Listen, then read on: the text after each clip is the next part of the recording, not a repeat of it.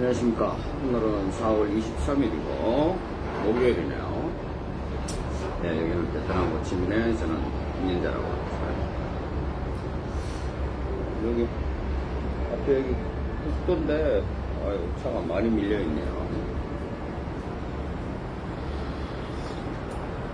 그리고 이게 지금 옛날하고는 많이 바뀝니다. 옛날에는 베트남은 크락션 소리를 1시간 가면 1시간 내내 기사들이 들립니다. 아무 그거 없는데도 뭐 그러다 보니까 또 옆에 이렇게 도로변에 집이 있으면 시끄러워서 못 살았었어요. 근데 최근에는 저 크락션을 많이 안 울립니다, 사람들이. 이런 것들이 이제 조금씩 이제 변하는 과정이겠죠. 오토바이도 그렇고, 전에는 왜들 그렇게 그냥 제가 봤으면 자기들이 알아서 피해가면 되는데도 크락션을 울립니다. 이제 크락션을 울리는 경우가 피하라고 울리는 게 아니라, 여기 있다는 이제 그런 표시였어요. 네, 지금. 오늘도 날씨는 오후가 되니까 선선하네. 오늘하고 내일까지만 좀 쉬고, 토요일 날부터는 또 일을 또 해야 되니까. 간단하게 진행사항 몇 가지 말씀드리고, 오늘 걸로 들어가도록 하겠습니다. 큰 진행사항은 없지만, 그러니까 아마 5월에 토픽 시험을 접수를 한 신부들은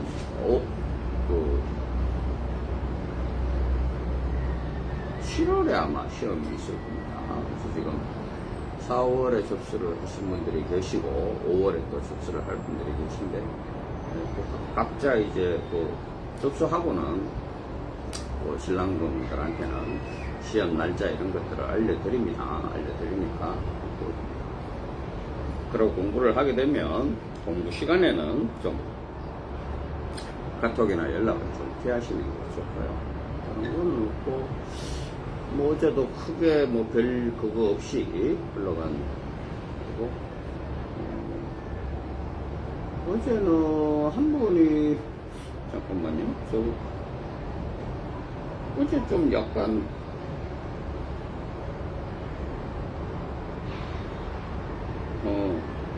한 분이 그냥 인사만 하고, 이분도 별거 없겠죠. 그냥 인사만 하고 마신 분이 계시네요. 인사만 하면 인사만 받으면 되는 거고요. 그런 거죠.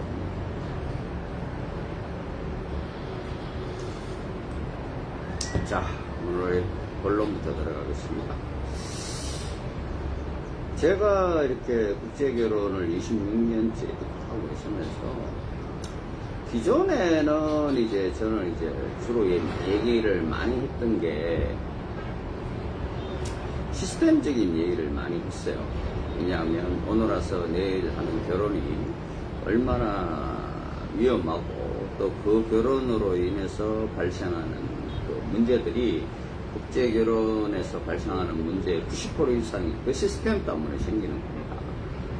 짧으면 4박 5일, 길면 5박 6일 안에 여성분을 만나서 결혼식까지 하고, 전날 밤을 치러서 한국에 나가서 그 이후에 발생되는 문제들이 사실은 모든 국제결혼에서 발생되는 문제의 한 8, 90%를 차지하는 게 사실입니다.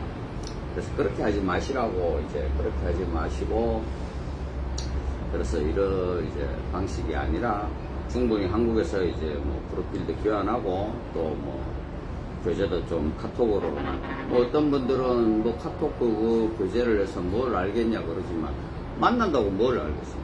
똑같아요.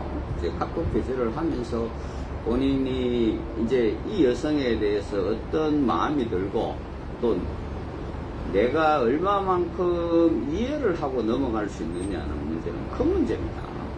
그런 거를 많이 홍보를 해드리고 있는데, 최근에 제가 국제결혼을 이렇게 보면은, 최근에는 저희들처럼 한국에서 카톡 교제를 하고, 또 화상통화를 하고, 이렇게 내려오셔가지고, 또 여기서 2달이라는 기간 동안은 또 결혼식을 이제 진행을 안 하는 그런 업체도 있고, 여러 가지 자기들만의 이제 방식이 있는 업체들이 있습니다. 그리고 이제 경비도 뭐 어떤 업체는 뭐 4천만 원이 넘어가고, 실제로 4천만 원이 넘어가는 업체가 있습니다. 근데 그 업체를 제가 나쁘다고 하는 건 아닙니다. 그런 업체도 있고, 뭐 1,500짜리도 있고, 2,000짜리도 있고, 좀 이런 다양합니다. 근데 그거를 뭐 본인들이 알아서 알아보시고 본인한테 맞는 업체를 선택하시는 거는 저는 뭐 그거는 괜찮다고 봅니다. 근데 제가 지금 뜨거운 차를 마시고 있거든요. 좀 이해를 부탁드리고. 근데 제가 보기에는 그것보다 요즘에 이제 또 국제 결혼에서 생기는 문제들이 또 있어요. 그게 이제 뭐냐 하면 이 유튜브 때문에 생기는 문제들이 많아요. 최근에는. 무슨 말이냐면 이 유튜브라는 게 여러분들은 어떻게 생각하실지 모르지만 뭐 저도 이제 최근에 이제 얼굴을 이렇게 드러내놓고 이제 제가 방송을 하지만 저는 뭐 유튜브로 광고를 하고 그런 건 목적은 아니고 그냥 이런저런 어려움이 있는데 그 어려움에 대해서 신랑분들이 잘 헤쳐나가기를 원하는 이제 그런 거를 이제 제가 이제 라이브로 쭉 말씀을 드리는 거예요.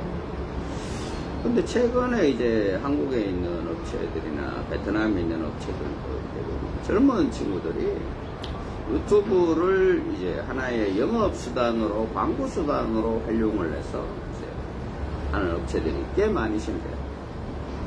하루에 거의 하나 이상씩, 저는 이제 알고리즘이 그렇게 되어 있으니까 하루에 하나, 두 개씩 꼭 새로운 이제 업체들의 알고리즘이 떠요. 근데 이렇게 보면 새로 생기는 신생업체도 있고 또 예전부터 제가 이제 알고 있다는 건 거의 한 20, 30년 가까이 되신 분들이에요.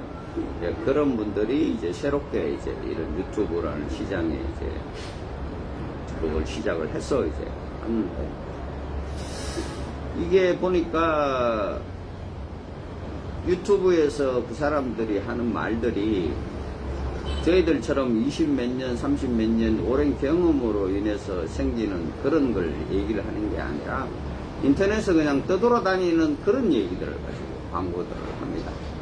그걸 이제 인터넷에 뭐 쉽게 말하면 여러분들이 제가 이제 네이버에 네이버에 물어보는 거 있잖아요. 질문하는 코너. 거기 보면은 이제 꽤 유명하신 분이 있어요. 거기에도.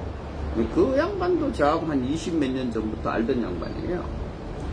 그 양반은 상당히 이제 좀 전문적이고 법률적인 그 대답들을 해줍니다.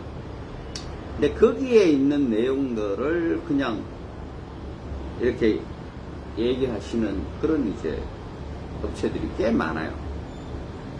뭐 자기가 이제 겪지도 않았지만 이제 겪은 듯이 얘기를 하고 뭐 그게 나쁘다는 건 아닌데 근데 그거에 대해서 이제 잘못된 정보들이 있고 또 그거를 이제 광고식으로 이용한다는 거죠. 이게 무슨 말이냐면 쉽게 얘기해서 뭐 유튜브에 보면 최근에 이제 제가 좀 눈여겨보는 유튜브가 있는데 국제 결혼에 대한 이제 폐해를 이제 파헤치는 그런 이제 탐사 보도하는 이제 또 있고 또 하나는 이제 뭐 자기 자신이 이제 국제 결혼을 하러 와서 베트남이고 뭐 인도네시아고 뭐 러시아고 이렇게 돌아다니면서 뭐 자기는 업체가 아니다. 자기는 업체를 할 생각도 없다. 근데 하는 형태는 업체예요. 그렇게 하시는 분들 계세요. 이걸 왜 제가 말씀을 드리냐면 그분들은 자기가 불법적인 일을 하는 걸 알아요. 쉽게 말하면 저도 제가 한국에서 사무실이 없고 그게 한국의 법에 걸린다는 사실을 잘 알고 있습니다. 하지만 제가 그걸 이제 여러분들한테 미리 말씀을 드리는 거고. 근데 이제 그런 분들이 하는 거는 뭐냐면 이런 거죠. 자기는 불법이 아니라는 거죠. 왜냐? 자기는 업체가 아니니까. 그냥 자기는 개인적으로 그냥 소개를 하는 거니까 자기는 업체가 아니니까 이런 얘기를 합니다. 근데 그게 업체입니다. 제가 지난번에도 말씀드렸죠. 어떤 분이 뭐 개인적인 소개를 하는데 개인적인 소개를 하는데 뭐 업체 이제 뭐 그거를 뭐 업체에 대한 그런 뭐라고 그러죠? 이제 서류라든가 뭐 그리고 이제 이런 것들을 굳이 안 내도 되지 않냐 그러는데, 개인적인 소개는 한 번 하는 게 개인적인 소개입니다. 그 개인적인 소개가 한 번이 되고 두 번이 되고 세 번이 되면 그게 업체입니다. 여러분들이 한국에 계신 신랑분들이 개인적인 소개를 어떤 사람한테 받았어요. 근데 이 사람이 쉽게 말해서 한국의 법을 어기고 잘못된 일을 해요. 그런데 이거를 내가 이 사람이 업체가 아니고 개인적으로 내가 소개받았으니까 내가 뭐 법적으로 보호를 받을 수 없는 거 아니냐? 아닙니다, 그거는. 왜냐? 그 사람이 한 번 이상 한 번 한 게 아니, 그게 뭐 베트남 한 번, 캄보디아 한 번 이런 게 아니라 그 사람이 한 번이든 한 번 위에 두 번, 세 번을 하면 그 사람은 국제결혼법에 대한 거를 쉽게 말하면 그 법을 지켜야 돼요. 그거는 뭐 저 같은 사람 신고하듯이 그냥 불법 업체로 신고하시면 그만이에요. 그럼 불법 업체예요. 근데 그런 거를 이제 교묘히 잘 모르시는 분들을 이제 피해서 나가려고 이제. 왜냐? 그렇게 하면 분명히 문제가 생기거든요. 아마 그런 일을 하시는 분들이 오래는 안 갑니다. 한 6개월에서 또 길면은 뭐 한 1년 정도 하다가는 없어집니다. 그러면 이제 또 다른 이름으로 또 이제 바꿔서 다르게 또 접근을 하겠죠. 그건 왜 그러냐?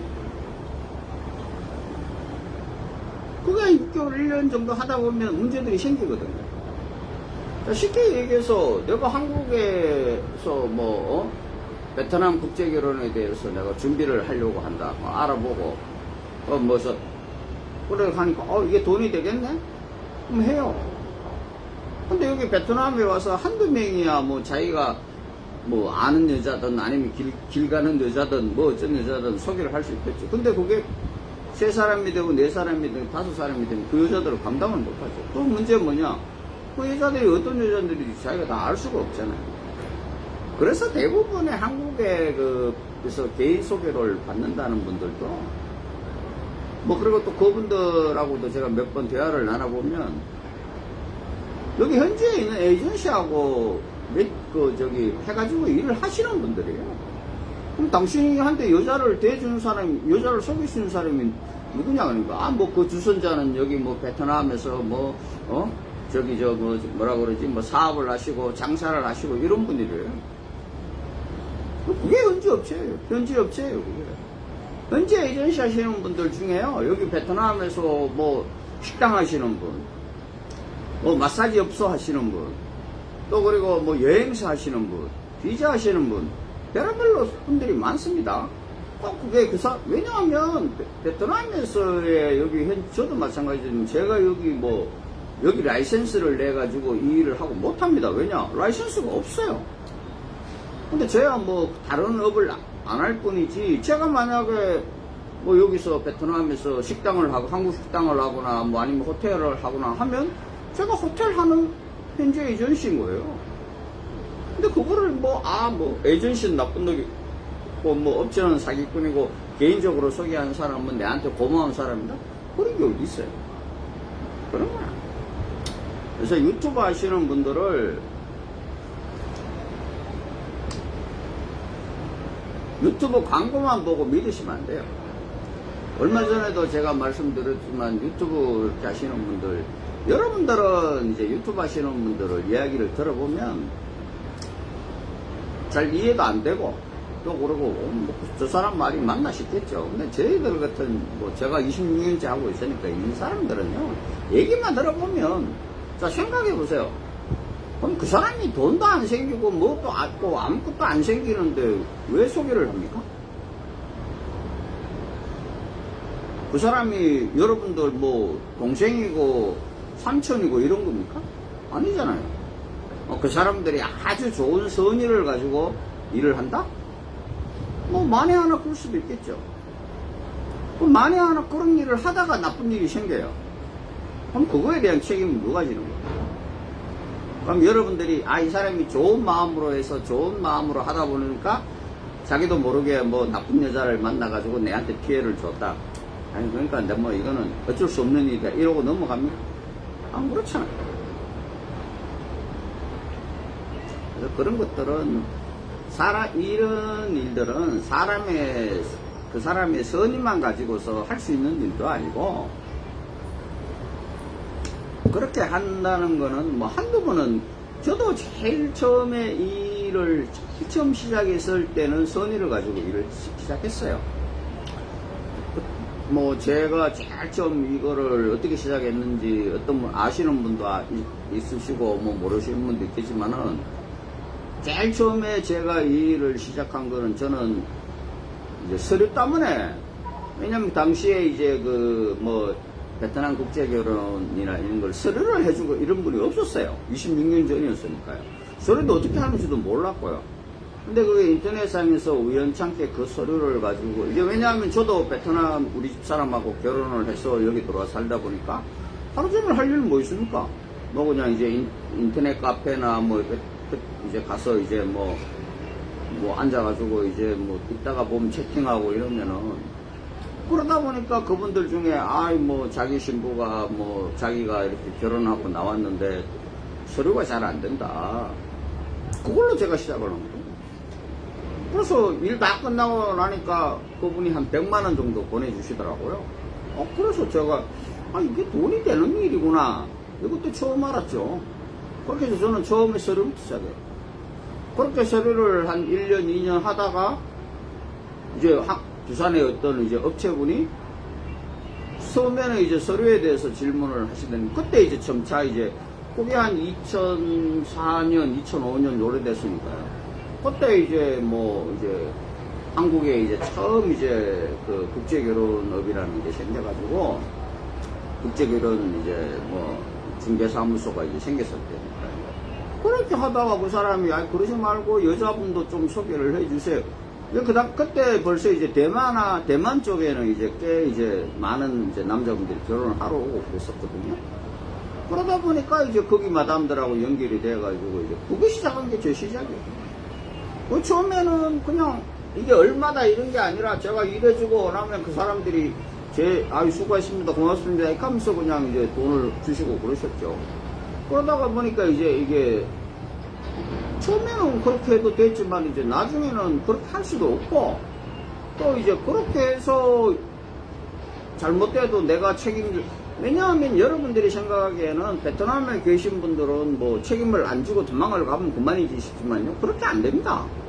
왜냐? 특히 저같이 뭐 인터넷으로 이렇게 하시는 분들은 저한테 뭐 만약에 여러분들 제가 어떻게 일을 했는데 여자분이 안 나왔다 이러면 제 이름이 도배를 할 거 아닙니까? 그리고 뭐 여자 안 나간 적 한 번도 없어요. 그분들이 사기를 당했다고 하시는 분들의 얘기도 들어보면 그냥 제가 비싸게 받았다. 근데 그걸 제가 뭐 싸게 해준다고 하고 비싸게 받은 게 아니거든요. 저는 모든 가격이 그때도 그렇고 지금도 그렇고 다 오픈이 되어 있어요. 제가 하는 말이지만 우리나라 분들한테 오픈되어 있는 가격 위에 돈을 더 받는다? 그럴 일도 없어요. 누가 줍니까? 뭐 그 사람들이 호구입니까? 안 그래요. 예전에는 제가 부모님 나이가 24년 이상 차이 나면 추가 비용을 받았고, 그것도 그렇게 명시가 되어 있어요, 사전에. 지금 그건 없어졌어요. 왜냐? 옛날에는 그 24년 나이 차이에 왜 그 추가 비용을 받았냐 하면요, 예전에는 그 인터뷰라는 제도가 있었어요. 인터뷰라는 제도에 그걸 할 때 나이가 20년 뭐 지역마다 조금씩 다르지만 24년 이상 차이가 나면 그 사람들한테 주는 뒷돈이 액수가 달라져요. 또 그리고 부모님보다 나이가 많다? 당연히 뒷돈 들어갑니다. 남자분이 장애가 있다? 뒷돈 들어가야 돼요. 근데 지금은 그런 게 없어졌어요. 그래서 저도 그걸 안 받아요. 그렇게 된 것 뿐이에요. 그게 뭐 어느 날 갑자기. 근데 지금은 장애 계신 분들이 뒷돈이 문제가 아니라 아예 잘 안 하죠. 왜냐? 누가 하려고 그럽니까, 여자분?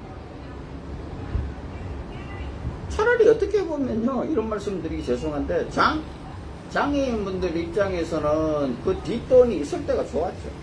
그냥 뒷돈이 있을 때는 그 뒷돈을 주고서라도 하겠다는 여자분들이 있었으니까. 그럼 그 뒷돈을 또 여자분들한테 좀 주는 겁니다. 근데 지금은요, 저도 당연히 뭐 장애를 가지신 분들한테 추가 비용 안 받습니다. 근데 안 하죠. 왜? 못합니다. 하겠다는 여자가 없죠. 그러니까 지금은 장애 가지신 분들 못해요. 죄송스러운 얘기지만. 근데 이런 것들을 사기라고 그러시면, 사기라는 거는 이런 거잖아요. 내가 그 사람을 기망해서 내가 경제적인 이득을 찾는 거잖아요. 근데 내가 여기다가 경비는 뭐 얼마고 뭐 이렇게 했을 때는 추가 비용이 있고 장애 가실 때는 이렇게 추가 비용이 있습니다 라고 했는 그 돈을 받았는 게 제가 어떻게 사기가 되겠습니까? 그래서 지금도 알려드리는 거고. 근데 그 비용이 뭐 예전에는 비쌌다? 지금은 쌌다? 똑같은 거예요. 예전에는 제가 분명히 말씀드렸지만 비쌌습니다. 제가 그때 당시에 최고 비싸게 받을 때 한 2,500만원 받았으니까요. 업체 비용. 지금 업체 비용 1,000만원입니다. 그럼 2,500 받았을 때는 이것저것 다 아마 한 4천만원, 4,500만원 정도 됐죠. 지금 제가 1,000만원을 받고 있지만 뭐 결혼식하고 뭐하고 다 하고 하면은 거의 한 2,500 정도는 들어가실 거예요, 여러분들. 근데 이게 무슨 사기예요? 제가 1,000만원 받는다는 이외의 비용에 대해서 더 받거나, 이거는 뭐 여자분, 제가 왜 이런 말씀을 매번 드리냐 하면 이런 거예요. 자, 여러분 아까도 얘기했지만요, 지금 한국에서 가장 비싸게 받는 업체는 업체 비용이 4천만원이에요. 4천만원짜리가 있습니다. 그럼 4천이면 그 사람의 뭐 개인적으로 쓰고 어쩌고 저쩌고 하면 5,500에서 6천이 들어갑니다. 그럼 그 사람이 만나는 여자하고 저희 회사를 통해서 만나는 여자하고 차이가 납니다. 그럴 일 없습니다. 그럴 일 없어요. 돈을 비싸게 받는다고 해서 좋은 여자를 소개시켜주고 돈을 싸게 받는다고 해서 나쁜 여자를 소개시켜주고 하는 업체 없습니다. 왜냐? 그렇게 안 돼요. 예전에 그 기업업체라고 그 한국에 꽤 유명한 업체가 있습니다. 이 사람은요, 이제 예전에는 다 그렇게 했으니까 베트남에 오죠? 그럼 그 사람은 하루 종일 아가씨들 사진 찍는 게 일입니다. 그 이제 맞선 보러 오는 아가씨들. 여러분 그 사람 똑똑했죠? 여기 오시면 보통 일반적인 여성분을 맞선을 쭉 20명, 30명, 뭐 50명 보여줍니다. 그럼 남자분이 마음에 안 든다 이러면 그럼 한 300만원 더 내놔라 그러면 자기들 특별 이제 아가씨들을 보여주겠다. 그러니까 300만원 더 받았어요. 그걸 뭐 사기라고 할 수도 있고 아니면 그건 그 사람의 어떤 영업적인 뭐 수단이라고도 할 수 있겠죠. 지금은 그게 안 돼요. 특히 우리 회사는 그게 될 수가 없어요. 왜냐? 오늘도 남성분이 30대 남성분이 여성분을 5분인가를 저한테 번호를 보내주셨죠. 이 여성분 만나고 싶다. 그 중에 세 분은 벌써 한국의 다른 남자를 만났어요. 벌써 뭐 한 6개월, 1년 정도 됐습니다.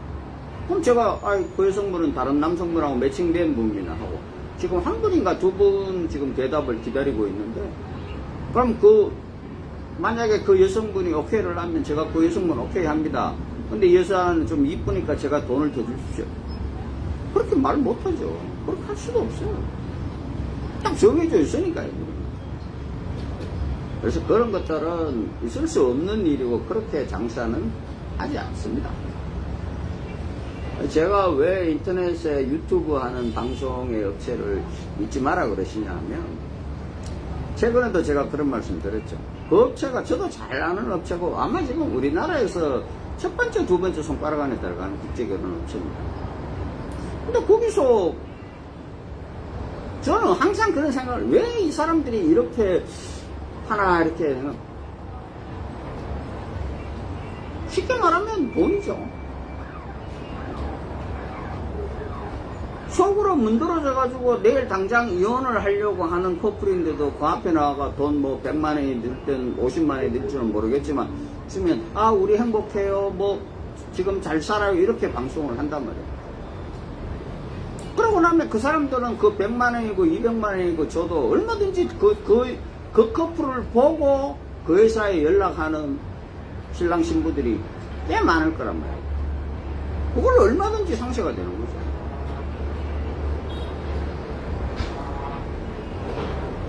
저기도 지금도 제 여기 방송을 보고 있는 분 중에는 이제 저한테 결혼해서 살고 계신 분이 계시는데, 제가 그분한테 연락해가지고 저기 우리 뭐 방송 좀 하게 뭐 이렇게 얘기 안 합니다. 저 그런 얘기. 이분도 또 뭐 그런 여성분도 계세요. 어떻게 하다 보니까 그 집에 언니 보내고 그 집에 뭐 동생 보내고 이모 보내고 뭐 이렇게 해서 최고로 제가 결혼을 많이 시킨 사람이 한 집에서 3사람 시킨 적도 있어요. 신부 동생, 여동생, 이모까지. 제가 거기 가서 그 여성분들한테 뭐 우리 회사를 통해서 결혼을 시켜라 이렇게 한 적도 없어요. 그냥 나중에 알고 보니까 그 집 동생, 그 집 이모, 그 신랑들끼리 몰라요. 저는 아예 노골적으로 얘기합니다. 그 사람 이제 하면 연락하지 마라 그럽니다. 왜냐? 괜히 중간에 입대해서 뭐 그러면 괜히 신랑들 부담스러워지거든요. 신랑들 입장에는 그럴 거 아닙니까? 한국에서 만약에 좀 만나면 거기는 또 돈 안 주나요? 그리고 또 뭐, 야, 뭐, 위에 큰 동 쓰다, 뭐, 이러면, 나는 내 결혼할 때 이렇게 해줬다, 이러면 부담되잖아요. 자기가 그냥 자기 능력에 맞춰서 하는 게 제일 좋아요.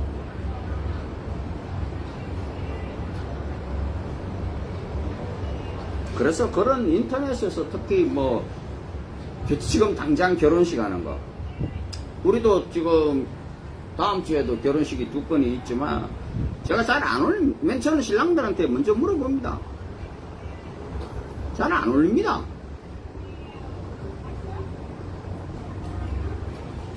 어떤 분들은 그 결혼식이, 이런 말 하면 죄송하지만 내 인생의 가장 즐거운 날도 될 수 있지만, 만약에 몇 달 지나면 그게 내 인생에서 가장 지우고 싶은 기회도 될 수 있는 거예요. 그걸 어떻게 합니까?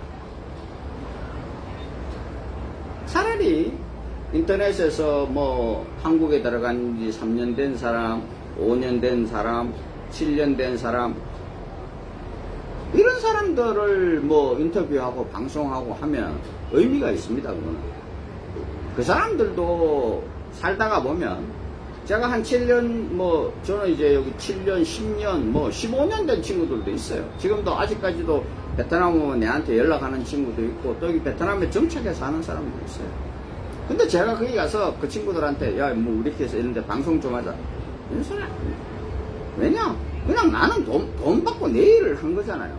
내가 그 사람 잘 살고 뭐 사는데 내가 도와준 게 아니잖아요.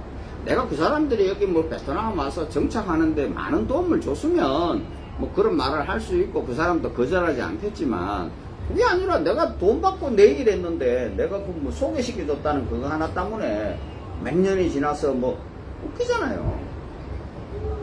그런 거는 제가 하고 싶은 말은, 유튜브에서 하는 그런 말들은 믿지 말라는. 또 하나는 이제 여러분들이 이제 뭐 저한테 오시던, 또 아니면 타 업체를 가시던, 또 아니면 국제 결혼을 하시던, 아니면 국내 결혼을 하시던, 국제 결혼을 하셔도 뭐 라오스로 갈 수도 있고, 미얀마라고 할 수도 있고, 캄보디아라고 할 수도 있고, 수많은 나라들이 있잖아요. 이거를 결정하는 거는 신랑분들이 결정하십니다. 남자분들. 어떤 분들은 그런 얘기 하십니다. 한국에 있는 결혼업체는 보면요, 한 나라만 하는 게 아니라 몇 개의 나라를 동시에 하시는 그런 업체도 더 있어요. 그런데 가면 좀 웃기는 얘기지만 신랑분들한테, 뭐 요즘에 대세는 뭐 라오스입니다, 미얀마입니다, 막 이렇게 이제 영업을 하십니다. 그러면 여러분들한테 그게 잘 맞아서 그러는 줄 그렇겠어요? 아니에요. 그게 아니에요. 쉽게 말하면 본인 말고 다른 분이 일정이 잡혀 있는 거예요. 내가 만약에 생각해 봅시다. 내가 5월 달에 뭐 5월 며칠부터 언제까지 라오스가 일정이 한 명 잡혀 있어요. 근데 오늘 한 사람이 왔어요. 근데 이 사람이, 사장님 저는 뭐 여러 가지 이렇게 보니까 베트남이 좋은 것 같은데 사장님 어떻게 생각하십니까? 그렇죠. 요즘에 베트남보다는 라오스가 좋습니다. 왜냐? 둘이 같이 가면 자기는 일도 절반 하면서 수익은 배로 생기잖아요. 그게 현실이에요, 여러분. 저 같은 사람한테는, 저야 뭐, 베트남밖에 안 하지만, 가끔 하다가 저한테, 왜 베트남만 합니까, 사장님? 뭐, 라오스도 하고, 미얀마도 하고, 캄보디아도 하고 하시면, 옛날에 다 해봤죠. 근데, 현실적인 문제가요, 관리가 안 돼요, 관리. 내가 베트남에 살고 있는데, 내가 캄보디아에, 라오스에, 지금 기숙사에 무슨 일이 생기고, 예? 거기에서 무슨 일이 발생하는지 제가 어떻게 합니까, 그거를. 그건, 돈을 막 많이 벌라 그러고 빨리 벌라 그러면 그렇게 해야겠죠. 근데 그렇게 한 사람들 꽤 많죠. 오래 못 가요. 한국에 있는 업체도 마찬가지예요. 제가 말씀을 드리잖아요. 한국에 있는 업체들이 예전에 뭐 꽤 그런 큰 업체들 많았었어요. 한 달에 뭐 베트남에 한 10몇 명씩 데리고 오는 업체가 있었어요. 근데 이 친구가 어느 날 갑자기 뭐 바람이 불어가지고 캄보디아에 하고 어디 하고 한다 그러더라고. 근데 결국은 그 캄보디아 때문에 그 회사 망했죠. 왜냐? 딱 묶여버렸거든. 여러분 지금 라오스, 미얀마 언제 묶일지 몰라요. 여러분들이 보기에는 뭐 베트남이 국제결혼에 문제가 많은 것 같지만 베트남 여자들이 뭐 한국에 와서 어떻게 왜 그런 문제들이 생기겠어요? 많이 들어오니까 그런 일이 생겨요. 뭐 어떤 분들이 그런 얘기합니다. 사장님 뭐 한국에 들어와서 베트남 여자들이 귀화를 해가지고 그 여자들이 다시 베트남 남자들을, 그래서 우리나라의 신문에 보면 한국 여성들의 국제결혼 1위가 베트남이라고 하죠. 그게 한국 여자들이 베트남 남자를 만나는 일은 1년에 한 건도 없을 거예요. 이게 다 한국으로 귀화한 베트남 여성이죠. 근데 어떡합니까? 귀화를 국적을 줬으니까 한국 여자로 잡히겠죠. 그것도 왜 그런 일이 생기냐? 뭐 라오스는 없고 미얀마는 없고 국제결혼에 들어온 사람이 적으니까 그런 거예요. 베트남은 1년이면요 12,000명에서 14,000명이 결혼을 해가 들어갑니다. 근데 라오스, 미얀마 1,000명도 안 됩니다. 1년에. 그러니까 당연히 그 10배가 생기는 거죠. 그런 거지. 그런 거를 갖다가 뭐 베트남 여자가 문제가 많고 뭐 어쩌고 저쩌고 그건 아니에요. 그거는 눈 가리고 아웅이죠. 제가 그래서 국제결혼을 하는 거는 남자분들이 결정을 합니다. 근데요, 그 결혼을 계속 유지를 할지 안 할지는 여자분들이 결정을 합니다. 여자분들이. 여러분들, 한국 남자의 가장 큰 문제는 뭔지 아세요? 결혼했다? 끝이라는 거예요. 결혼했으면 다시 시작인 거예요. 근데 한국 남자들은 결혼했다? 끝. 결혼했으니까 뭐 잘못 살면 그건 네 책임이야. 결혼했으니까 잡아놓은 물고기니까 내가 뭐 먹여줄 필요 뭐 있어. 네가 알아서 살아. 그럼 어느 여자가 잘 삽니까? 내가 20살 차이 나는 여자, 30살 차이 나는 여자를 한국에 데리고 들어왔어요. 근데 잘 살고 못 살고가 내가 잘해주면 잘 살고 내가 못해주면 못 산다? 정말로 말씀이죠. 그거는 여자분들이 결정하는 거예요. 여자분들. 그걸 판단 못하시면요 어떤 여자와 살던 똑같은 결말을 가지십니다. 한국의 여자하고 살다가 이혼을 하신 남자분들이 여기 와서 국제결혼을 하시잖아요. 어떤 분들은 잘 삽니다. 왜냐? 앞에 결혼해서 자기의 잘못된 점이나 이런 것들을 많이 알고 다르게 변하죠. 근데 어떤 분들은 똑같아요. 베트남 여자니까 한국 여자한테 했는 잘못을 해도 된다. 정말 말씀이죠.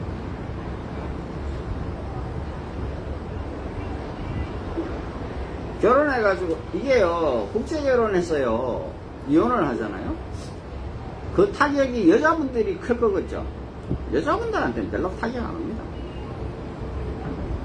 남자분들이 그 타격이 몇 배가 옵니다. 자, 생각해 봅시다. 제일 첫 번째, 경제적인 타격. 여자분들 별로 없습니다. 남자분들이 오롯이 다 지죠. 그 다음 두 번째, 법적인 타격. 남자분들 별로 큽니다. 여자분들 별로 없어요. 자, 결혼하고 나면 5년 동안, 이혼하고 나면 5년 동안 다른 여성하고 결혼해도 초청을 못한다고 말씀드렸죠. 여자분은 여기에 해당 사항 없어요. 여자분은 이혼하고 다음에 가가지고 바로 그 다음날 다른 남자 만나서 해가지고 서를 만나가지고 몇 달 있다가 또 한국 들어올 수 있어요. 근데 남자분들은 안 돼요. 훨씬 타격 크죠? 마지막에 세 번째. 자, 여자분들은 이제 18, 19, 20, 20대 초중반이잖아요. 이혼해도 많아도 20대 중후반이에요. 또 두 번째, 세 번째, 두 번째 또 베트남 있다가 다시 한국으로 와서 결혼할 수 있죠. 아니면 한국에 있으면서 또 한국의 젊은 남자 만날 수 있는 기회가 생기죠.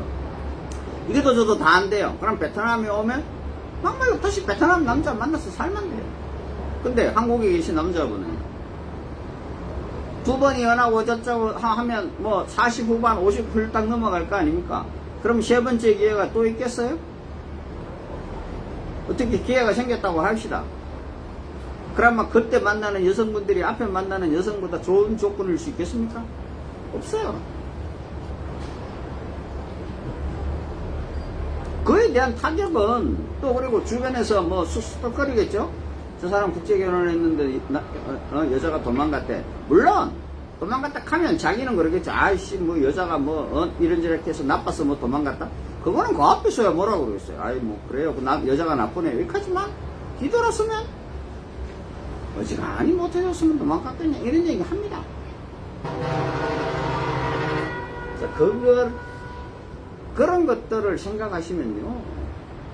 국제결혼 해가지고 실패하면요. 남자분이 훨씬 타격이 커요.